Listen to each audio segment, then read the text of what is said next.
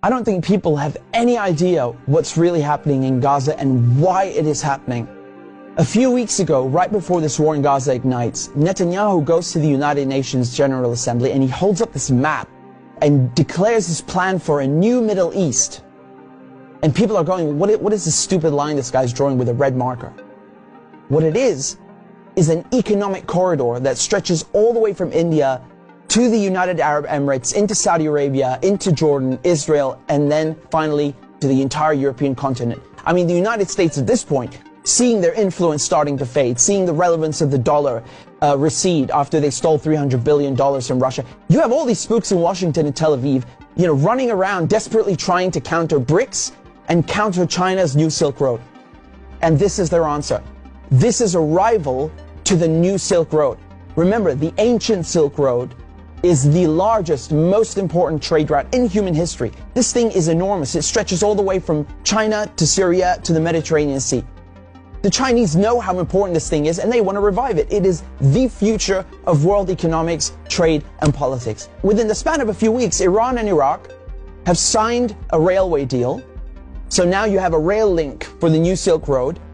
And President Assad of Syria, who the West have been trying to isolate for over a decade, is now visiting China, the world's largest economy, and signing a strategic partnership. This is pivotal.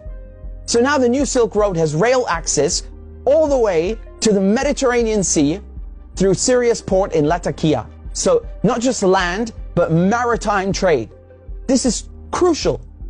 And as enormous and important as all of this is just one aspect. This is just one aspect. You still have the gas. How can we talk about the Middle East without talking about gas and oil?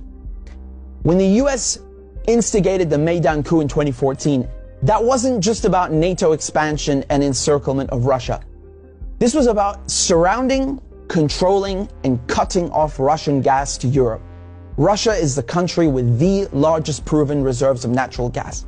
Control Ukraine, and you control the pipelines that feed and supply Russian gas to Europe. For decades, you've had US politicians, Republican and Democrat, from every administration, openly saying on camera, we don't want Nord Stream. There will be no longer a Nord Stream 2. We will bring an end to it. You want to have pipelines that don't go through Ukraine and Russia. For years, we've tried to get the Europeans to be interested in different pipeline routes. It's time to do that. You want to depend more on the North American energy platform, the tremendous bounty of oil and gas that we're finding in North America. Lo and behold, Nord Stream 1 and 2 are blown up. I mean, this is without question the most egregious, the largest terrorist attack on European infrastructure in modern history. There are only 3 countries on this planet that can pull this off. They are Russia, Britain, and the United States. And let me tell you, it was not Russia. You combine that with the sanction packages from the European Union, banning Russian oil and gas. I mean, talk about shooting yourself in the foot. So now there's no more Russian gas coming into Europe. And just like that, the United States have achieved a long-standing foreign policy objective. Now, the only other country with enormous gas reserves, the second largest in the world, is Iran. Iran signed the nuclear deal in 2015 and 2016. They're complying in every way imaginable. The IAEA at the UN cannot be happier. And then the United States, the guys who orchestrated the whole deal, go back on their word and they rip it up just like that and reimpose sanctions on Iran. So now Iran is barred from selling its oil and gas to Europe and others. So Russia and Iran, the 2 countries with the largest gas reserves, are out of the picture. Then Israel, all of a sudden, proposed themselves as a solution to the European Union's gas shortages.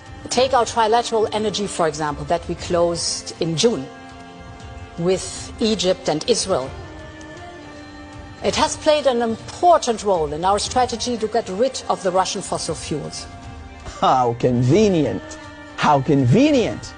In 2010, they conduct a geological survey and find this monstrous giant gas field in the Middle East. It's called the Leviathan, and it's in the Mediterranean Sea on the Levantine Basin. That means it's right off the coast of Palestine, Lebanon, Syria. Syria initially declines offers over its gas reserves and simultaneously refuses to lay pipes for a Qatari gas project. What a coincidence! Barely a year later, war breaks out in Syria. And who's funding it? Qatar and Israel and the United States are just some of the parties funding and running this war to overthrow the government in Damascus. Today, the United States control 1/3 of Syria. They control all of Syria's oil fields, and Israel is bombing Syria's most vital port, Latakia, on a regular basis. So they're cutting off all the oil revenue and destroying, crippling any maritime activity, such as trade, such as gas exploration. Another major port on the Levantine coast is in Beirut, which mysteriously explodes in 2020. And so Israel, proposing itself as a solution to Europe's gas shortages, shows up with an FPSO, this enormous gas extraction vessel, and tries stealing gas from Lebanon's Karish gas field. And, this reignites a huge maritime border dispute. And Israel has to go and beg the United States to solve this diplomatically, because Hezbollah said, if you steal 1 cubic inch of our gas, we will fire our missiles on your ship. Now we come to Gaza. Gaza also has its own unexplored gas field. Gaza is also a concentration camp run by the Israelis, and it's been under siege by Egypt and Israel under naval blockade since 2007. I mean, you can't even fish properly, let alone extract gas. And so now, the Lebanese, the Syrian, the Palestinian ports, they're all out of action, and the only working port left in the coast is the Israeli port on Haifa. I mean, how convenient. This makes Israel the only one able to explore gas and implement an economic corridor like the one that Netanyahu held up at the UN. So in other words, Israel and the United States together killed off all the competition, stole their goods, and cornered the market. But as winter is approaching, Israel desperately needs to get that gas for Europe. But there's no stability. There can never be stability in the region without solving the Palestinian question. And so when Netanyahu shows up at the UN with his brilliant plan, the Israelis thought, oh, it's a done deal. They'll just get Saudi Arabia to normalize ties and thereby extinguish the Palestinian issue once and for all.